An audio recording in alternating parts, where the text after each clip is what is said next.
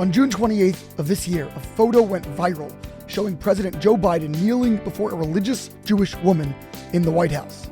That woman was named Rivka Ravitz, and as the longtime chief of staff for Israel's President Ruvi Rivlin, she was accompanying her boss on this Washington visit. Apparently, Mr. Biden asked Ms. Ravitz about herself, and when he heard that she was the mother of a large family, 12 children, he bowed out of respect. Several years earlier, a similar incident took place with the Pope when he stooped his head to her upon learning about her religious requirements. In each case, she represented a lofty ideal, carrying herself with immense dignity to the extent that the leaders of the free world felt compelled to honor her. I had the privilege to interview Rivka Ravitz this past week and can confirm that she presents with a confidence, grace, and nobility that elicits admiration and respect. We've been reading the story of Yosef in Egypt, following his meteoric rise from prisoner to powerful viceroy. Clearly his is a commanding presence. After listening to a brief interpretation of his dreams, Paro immediately entrusts Yosef with the keys to the nation. Eventually, in our Parsha, Yosef finally reveals his true identity to the brothers and requests that they bring their father Yaakov to dwell there. Upon his arrival, a bizarre exchange occurs between the elderly Yaakov and Paro. The latter asks Yaakov his age.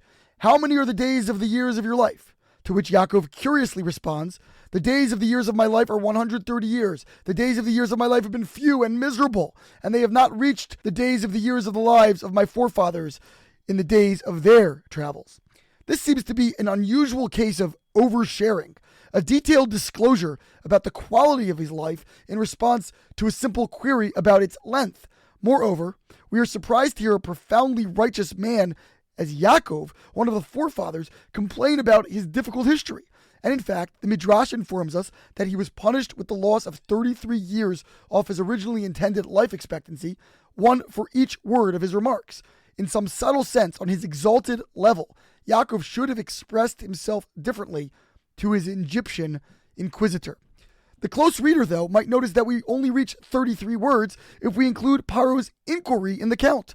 Why should Yaakov be censured for this as well, and not only for his actual grievances? The great 20th century ethical master, Rabbi Chaim Shmulevitz, famously explains that, in fact, Yaakov is held accountable for the expression on his face that prompts Paro's curiosity in the first place. This is an amazing teaching, and I believe quite at odds with contemporary mores. We tend to disclaim any sense of responsibility for others' perceptions of us or of what we stand for.